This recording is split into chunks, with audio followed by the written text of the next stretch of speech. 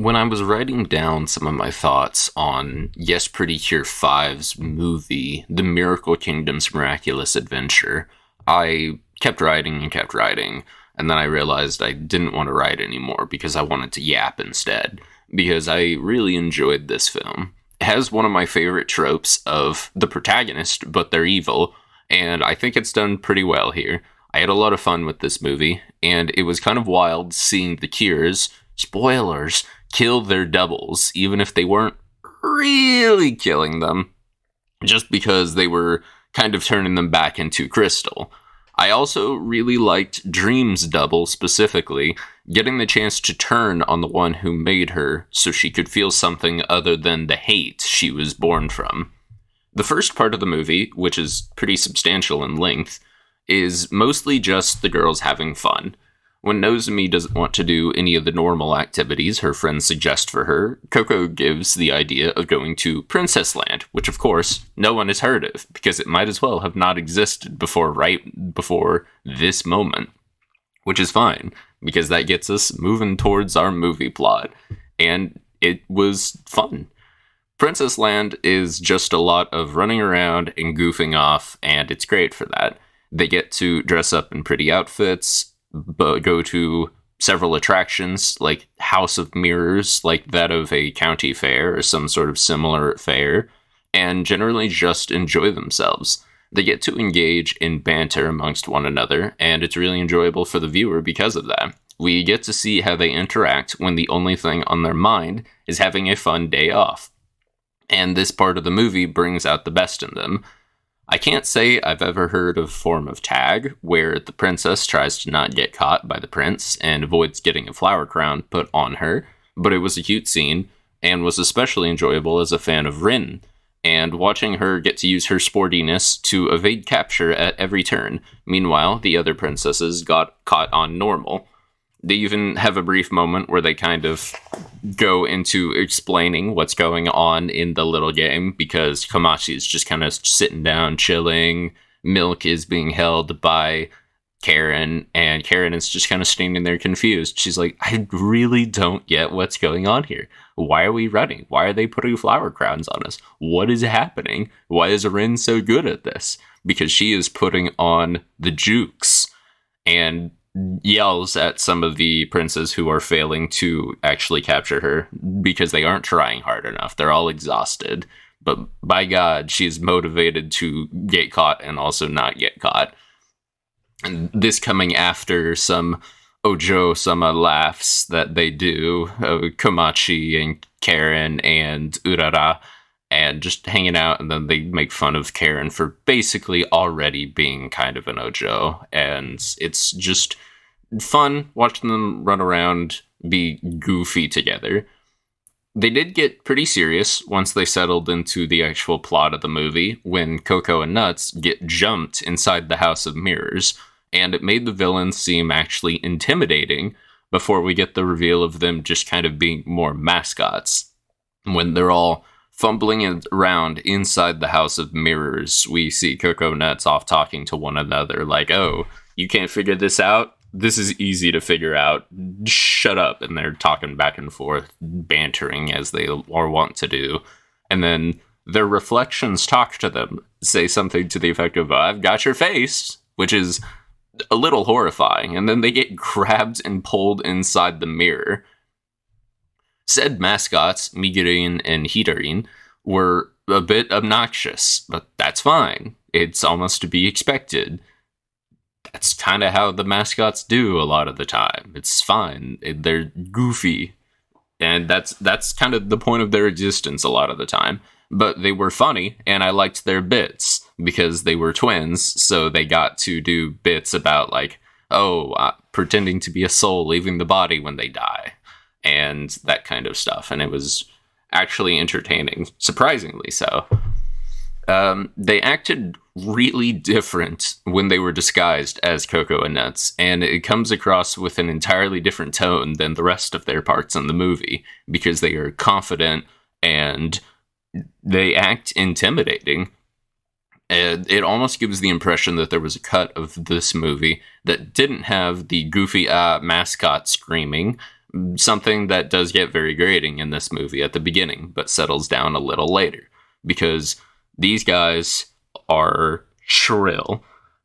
They are always talking at maximum capacity, maximum yellage, especially once they are like actually kind of beaten, and Milk is the one intimidating them into talking. It's a humorous scene intended for the viewer to be like, ha, those kooky mascots, but it is also just kind of a little obnoxious, which is fine. It's not anything bad. It's just shrill voices yelling at each other and the little plushies being intimidating or intimidated by one another. If we were to remove the mascots, the plot wouldn't work, because they are the ones who have the miracle lights that lead the PreCure to the Miracle Kingdom and grants them power to become Super PreCure at the end. So I don't think removing them would improve the film, but it's neat conceptually to think about what a PreCure movie where they don't actually have to deal with the mascots would be like. But that's also not what the franchise is about. It's not what PreCure is about, and they're not going to do that. As neat conceptually as the idea is, even at this point, 3 generations of PreCure in, I don't think they would try to do something that risky almost in mixing it up. But a movie would be the place they could try something like that. Once they actually move on a little bit with what the mascots are doing, and during the fight against the mascots, when they take Coco and Nuts' faces and then turn into a big ol' kawaii to fight them, we get more about our main antagonist. A wizard, basically, named Shadow. It was very gender, and they were a cool antag. And I liked that they had a solid plan for getting the wish from the toys the PreCure had. Their Dream Colette that Shadow is after, that, kind of everybody is after, they've got a solid foundation for getting it. I feel like something cooler than Ruler of the Mirror Country could have been the wish that Shadow made and wanted to make. However, it didn't matter, because Cure Lemonade is a silly and didn't deposit her pinky into the Dream Colette, so Shadow couldn't even get a wish despite the immense, incredible light show that went into the room and surrounding kingdom when Shadow got the Dream Colette. Because he's got fun, cool magic abilities and control over the mirrors and all of that good stuff going on. Obviously, this light show was just to play up the stakes, but it could have been cool to get a reason as to why an incomplete Dream Colette could put off that much magic. Shadow also got the movie privilege of coming incredibly close to achieving their goal, but I think that a lot of the antagonists throughout the series have also gotten in close or actually succeeded in their evil desires, which is kind of fun to see. I like when the bad guy has genuinely succeeded in their goal, then loses anyway, because the PreCure are that dedicated to each other and to beating the hell out of the guy threatening the world. We see this in Yes PreCure 5, where our main antagonist actually succeeds in taking the Dream Colette. She makes her wish for eternal youth and is eternally youthful. They lose for a little while because their whole goal is to keep the Dream Colette out of the antagonist's hands. Unfortunately for Shadow, they do not succeed, as previously mentioned, and immediately flies into a rage, which is also fun. This is like the very end of the movie, where they are encountering Shadow and this wish is made. But I really liked the fight between Shadow and the PreCure, and it felt very neat and tidy due to the close quarters they were in for most of the fight. It was also fun, in an interesting way, that the first person Shadow attacks was Dark Dream, a product of their own magic. Dark Dream, the evil counterpart to Cure Dream, has been alive for like a day and has gone through so much emotional turmoil, from being evil and not understanding what it means to smile, to questioning her very existence, to becoming friends with Dream, and then pretty much immediately getting killed, the poor thing. As for the other Dark PreCure 5, they were really good reflections of the characters. This happens just before they actually make it to the kingdom, presumably the crown castle of the Mirror Kingdom, where they get pushed into mirrors by the Dark PreCure and separated, and Shadow's like, well, your friends are alone, and they can't draw power from one another, so since they're alone, my evil PreCure, who don't need help from anyone, are going to win, which leaves Milk and then Migirin and Hirarin to storm the castle on their own. 3 little plushies busting down the gates so they can get Coco and Nuts and the Dream Colette. As far as the other PreCure 5 went, they were good reflections of those characters. Dark Aqua was a true Ice Queen that Karen easily could have been. Dark Mint comes across as a loner who's only out for herself, and as a bit of an introvert and bookish writer, Komachi could have been that too. Dark Rouge thinks she's hot shit, which is fitting for an incredibly talented athlete. Dark Lemonade thinks others are unworthy of her talents, which is fitting for a very talented actress or aspiring actress and performer.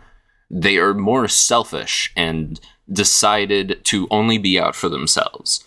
These are probably the kind of people that the Yes PreCure 5 girls could have been, or would have been in a darker timeline, or if they were more selfish or something like that. Lemonade's was my favorite, a little bit because her voice actress, Dark Lemonade's voice actress, I should say, was the Queen of Tsundere characters, who voices just a whole bunch of them over the years. But all of them were really cool fights, and were really fun for watching the girls beat up their anxieties and possible worse lives manifested. Dreams was good for different reasons. Dark Dream, as sort of an inversion of Nozomi, her reflection, her Persona 4, I am thou, thou art I, doesn't exactly represent how Nozomi could be if she was evil, because there isn't a drop of doubt in her body. There is none of it. Probably because she has no brain cells inside that head of her. There's that big old noggin and big old eyes that you can see. Nobody's home inside that head.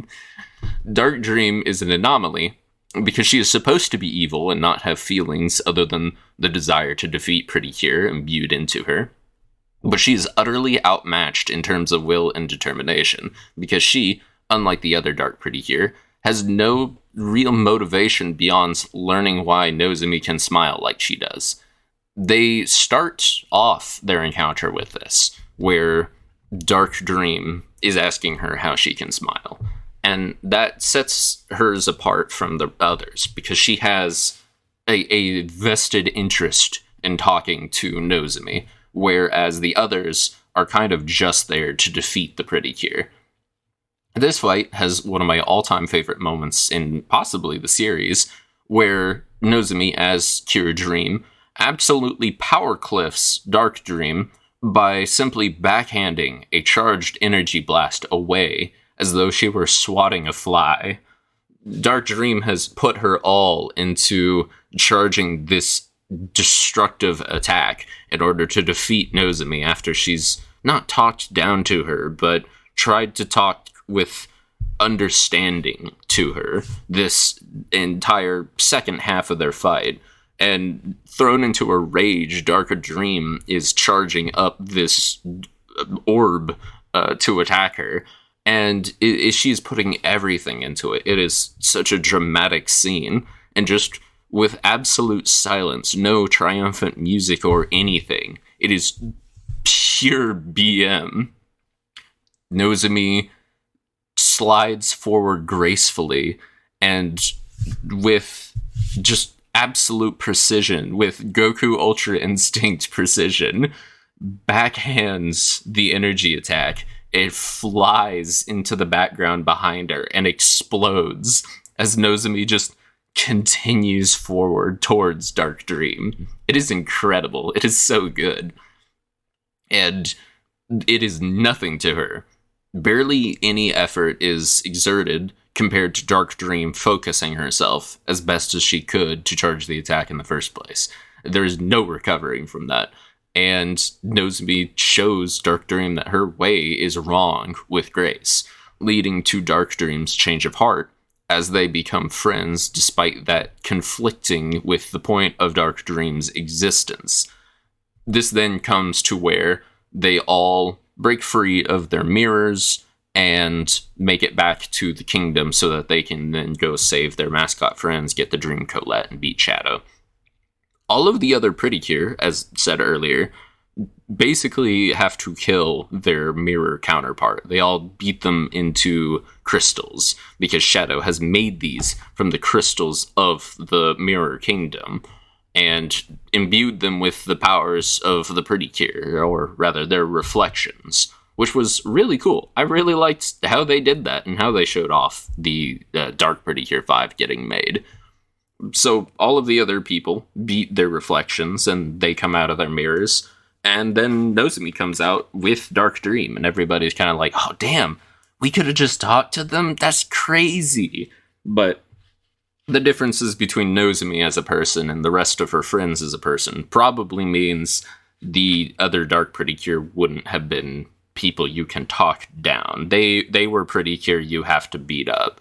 And that's fine, because it kept the cast smaller, because then we would have had like 10 magical girls running around at the end. This isn't the crossover movies yet. Those are pretty close though. But it was still really cool getting to see Dark Dream. They gave her a very dramatic death scene when Shadow kills her while trying to defeat Nozomi, and Dark Dream protects Nozomi, and they have an entirely too dramatic but very well done send off for her, where she learns how to smile and then turns into magic dust. And Nozomi loses it. She goes off and is ready to throw hands with Shadow, and she was pissed. It is probably, it might be the most angry Nozomi ever gets in the series, or at least in this season, and she's throwing hands immediately. And they beat Shadow, but Shadow turns into a giant monster, and then they're legally allowed to kill Shadow because they turned into a giant monster. You can't kill a person, but you can kill a giant monster, and that's okay. So they do that, and they save the Mirror Kingdom, and then they get to go home. This is, I believe, the first film that uses the miracle lights, which are going to be in literally every PreCure movie after this, I'm pretty sure. Especially in the crossover films, where the miracle lights are the main point of the plot at a time. They are how the PreCure win. And the miracle lights are kind of how they win here, because the miracle lights are how they get into the Mirror Kingdom. You point to the miracle light at the mirror at 2 a.m. or whatever, and you get in. And they use the miracle lights on, I guess the mirror is in the palace, but they kind of just waved them around in the air in the repeated animation scene to power up the PreCure, where they got their super forms. Because we get super forms in this movie. The Yes PreCure 5 become Super Cure Dream Lemonade Aqua Mint Rouge. And they get wings. They get big old butterfly wings. They're really fun. I like the look of them in this movie. I know the outfits are pretty much the same, or actually the same, as in the main season, but the addition of the butterfly wings was really fun, and it fits the motif that this whole season has gone for, with butterflies and a little bit of other bugs, but mostly just the butterflies and all of the aesthetic that comes with that. So it was really cool seeing their power-up just be they get wings. And they got stronger too, of course. But the power buff that Flight is not to be underestimated. It gives them a lot to work with, and it was pretty cool. I really liked this movie, and I'm glad I went back and kind of rewatched it before wanting to talk about it. but it's going to be really hard to do something like that for a 50 episode series. But I enjoyed Yes PreCure 5, the Mirror Kingdom's Miraculous Adventure, and I think it's a solid 8 out of 10, if not higher.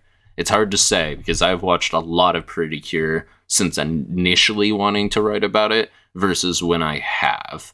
But it's good. It's a good watch, and I think it does a good job of showing the characters. And if it's a good place for anybody to get into this season without wanting to full on commit to 50 episodes off the bat. If I had a nickel for every time Lemonade had to deal with her evil self from a mirror, I'd have 2 nickels, because they did that twice. Once in the movie and then once in the series before the movie would have come out, which is really funny. I like that a lot, though.